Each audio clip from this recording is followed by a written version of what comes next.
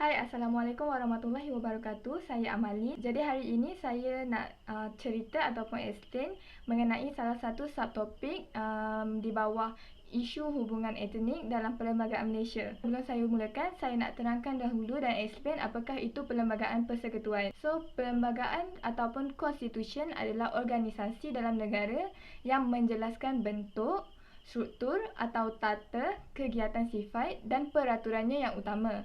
Ia digubal dalam bentuk undang-undang penting, which is biasanya undang-undang ini dikeluarkan oleh seorang penguasa. Seorang penguasa ni contohnya adalah menteri ataupun raja. Nak buat undang-undang tu ada beberapa proses, and bukannya senang.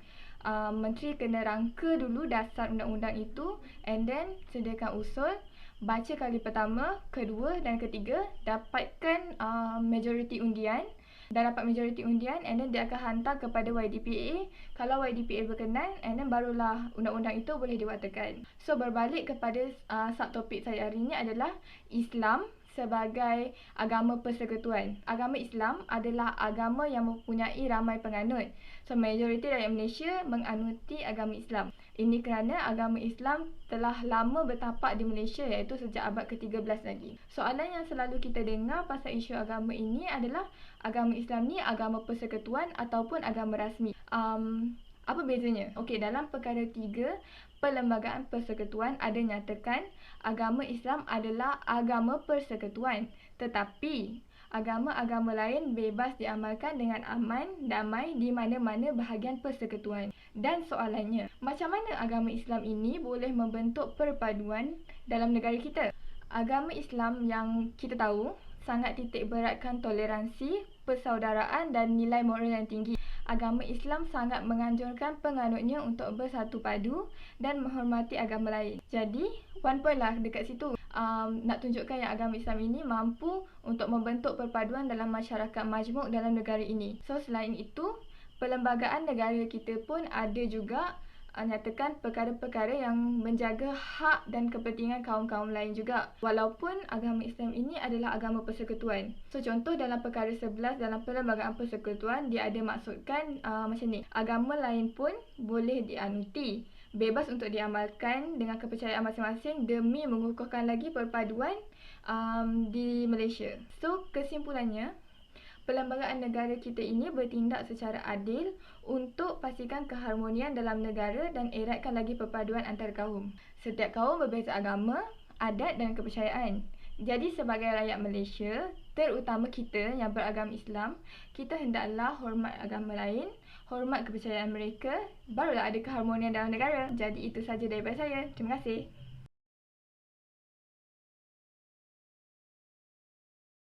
Hai, saya Nur Hati Adu binti Jais.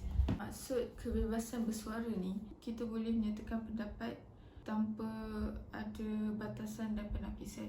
Dan kita boleh beri pendapat tu bukan sahaja dari segi verbal, tetapi kita boleh mencari, menerima, menyebarkan maklumat atau idea tanpa batasan. Tidak kira medium apa yang kita gunakan. Tetapi sebagai warga negara Malaysia, kita mempunyai hak untuk bercakap, bersuara, berhimpun, asalkan kita tidak menyentuh perkara-perkara sensitif. Kebebasan bersuara ni bukan bermaksud kita boleh bercakap dan memberi pendapat ikut sesuka hati kita apa yang kita nak. Even kita as warga negara Malaysia, kita ada hak untuk bercakap. Tapi still, kebebasan bersuara kita dalam negara Malaysia tidak dijamin secara mutlak. Kalau kita menyentuh isu-isu yang sensitif, seperti kita mempersoalkan kedudukan Raja-Raja Melayu atau sewaktu dengannya, dan kalau kita menyentuh perkara-perkara tu, Parlimen berhak untuk mengambil tindakan. Jadi kesimpulannya, kebebasan bersuara ni dia ada boundaries. So kalau kita tak patuh dengan boundaries tu, kita akan memudaratkan orang lain dan memudaratkan diri kita sendiri. Okey, hak sama rata ni pula adalah sangat penting bagi mengelakkan diskriminasi dan ketidakadilan di kalangan rakyat Malaysia serta dapat menegakkan hak asasi manusia. Semua orang adalah sama rata di sisi undang-undang dan berhak mendapat layanan yang sama rata di sisi undang-undang. Tidak boleh ada perbezaan warga negara semata-mata oleh sebab agama, kaum, keturunan, tempat lahir atau mana-mana undang-undang. Tidak boleh ada perbezaan faedah seseorang disebabkan dia adalah seorang rakyat raja di mana-mana negeri. Diskriminasi adalah layanan yang tidak adil terhadap individu tertentu. Berlakunya diskriminasi ni sebab ada di kalangan manusia yang suka membeza-bezakan manusia. Sebagai contohnya, seorang peniaga ni dia tak nak berurusan dengan pelanggan dia disebabkan pelanggan itu ada kelas yang tertentu. Mahkamah juga melihat diskriminasi yang termaktub di bawah perkara 85 dan dibenarkan adalah merupakan diskriminasi yang positif di bawah Perlembagaan Persekutuan Malaysia. Secara keseluruhannya, hak kesamarataan ni bukanlah hak yang mutlak kerana dia still di bawah bayangan undang-undang. Dia umpama macam kita bagi hak tapi kita kena tarik balik disebabkan pelbagai limit yang dah ditetapkan di bawah undang-undang.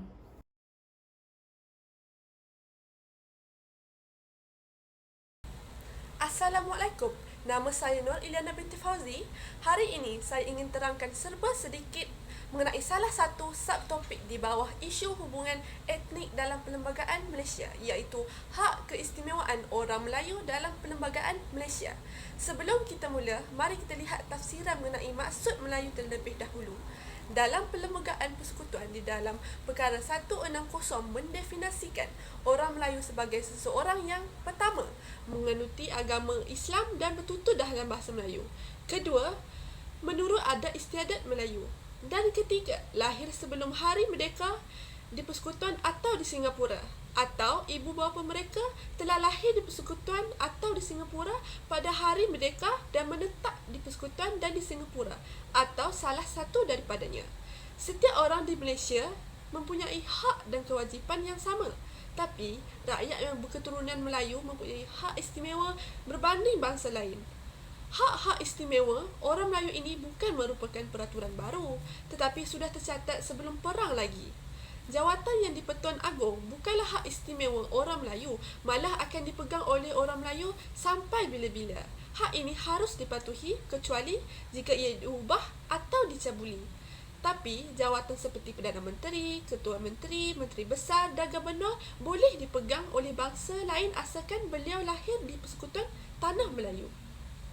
Perkara 153 memberi tanggungjawab yang berat kepada YDPA untuk memelihara dan melaksanakan dasar melindungi kedudukan istimewa orang Melayu dan Bumiputera Sabah dan Sarawak serta persiapan untuk mereka dari segi jawatan dalam perkhidmatan awam, pemberian beasiswa dan bantuan atau kemudahan pendidikan.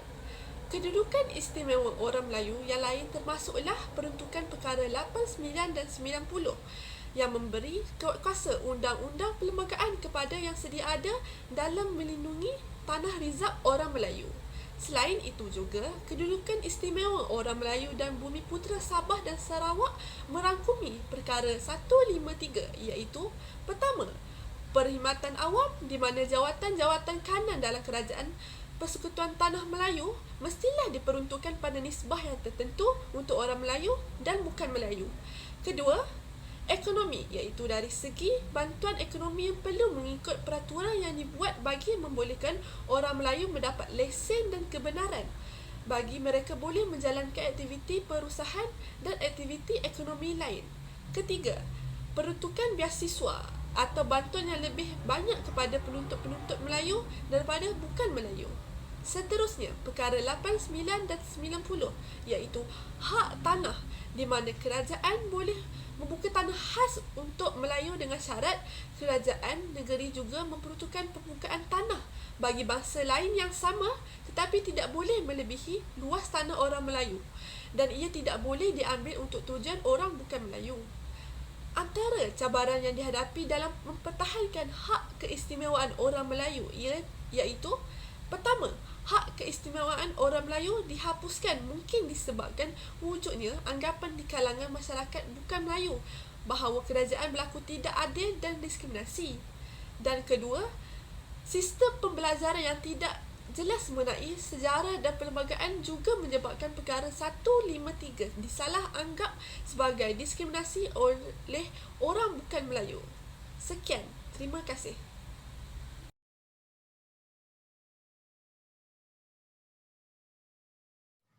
Saya akan membincangkan perkara 38 iaitu kuasa Majlis-Majlis Raja-Raja Melayu.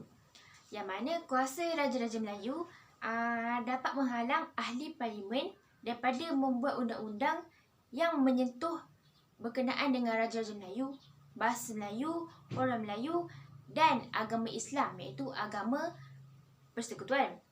Tetapi tidaklah bermaksud yang Malaysia ini mengamalkan sistem derogasi. Tidak sama sekali ya. Negara kita mengamalkan sistem yang mana rakyat bebas memilih agama yang mereka mengamalkan agama yang mereka mahukan. Sebagai contoh agama Kristian dan agama Buddha. Dalam rukun negara sendiri, iaitu kesetiaan kepada raja, telah membuktikan bahawa Malaysia sangat mengiktiraf kedudukan Raja-Raja Melayu iaitu sebagai ketua negeri dan ketua agama Islam. Kenapa perkara 38 ini sangat penting? Dia adalah diwujudkan disebabkan untuk menjaga hak-hak orang Melayu. Yang mana dulu orang Melayu ni sangat mundur berbanding dengan orang yang bukan Melayu seperti Cina, yang mana mereka telah membangunkan ekonomi mereka di bandar, tetapi orang Melayu masih di kampung.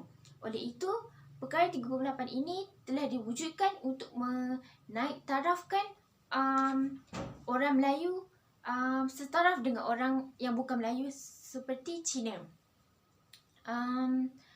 Kuasa Raja Melayu. Ramai yang tidak tahu apa kuasa-kuasa Raja Melayu.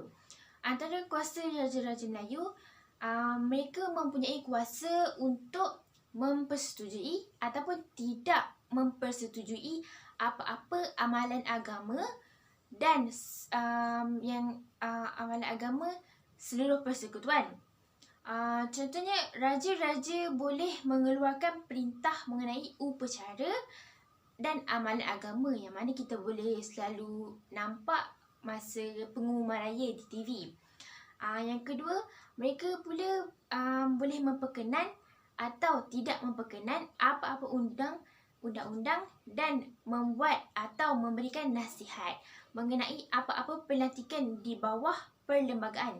Sebagai contoh, mereka boleh melantik anggota mahkamah, boleh menunda atau meringankan hukuman mahkamah, memberi ampun dan meneliti dasar-dasar kerajaan. Yang ketiga, dengan budi bicara Majlis-Majlis Raja Melayu, mereka boleh memilih Yang di-Pertuan Agong atau memecat Yang di-Pertuan Agong. Seterusnya, saya akan membincangkan mengenai perkara 121, iaitu kuasa Mahkamah Syariah.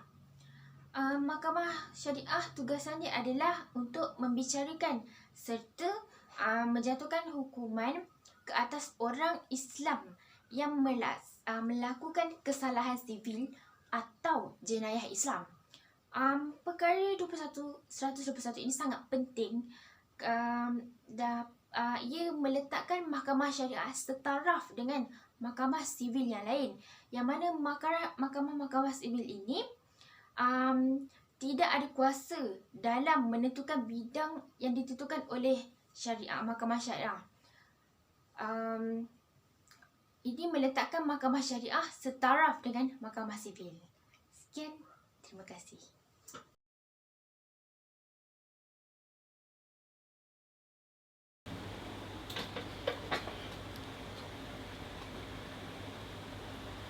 Baiklah, perkara yang terakhir yang akan dibincangkan adalah bahasa Melayu sebagai bahasa kebangsaan. Bahasa Melayu merupakan warisan negara kita. Asal-usul bahasa Melayu adalah berasal daripada rumpun Austronesia. Bahasa Melayu juga telah menjadi bahasa lingua franca semasa kemuncak Kesultanan. Apakah itu lingua franca?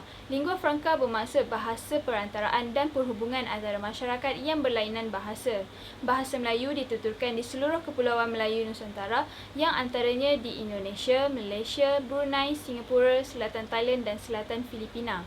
Sifat bahasa Melayu adalah sederhana dan mudah menerima unsur luar. Seterusnya, terdapat 6 peranan bahasa Melayu ketika kemuncak Kesultanan. Antaranya adalah Yang pertama, bahasa Melayu sebagai bahasa perdagangan. Ia berperanan untuk memudahkan perdagangan dalam urusan jual beli. Terdapat 84 bahasa dipertuturkan di Perlabuhan Melaka pada zaman Kesultanan Melayu Melaka. Peranan yang kedua adalah bahasa Melayu sebagai bahasa perhubungan. Ia digunakan dalam perhubungan dengan kerajaan luar. Contoh seperti Surat Sultan Kelantan kepada William Duff pada tahun 1900 hingga 1901.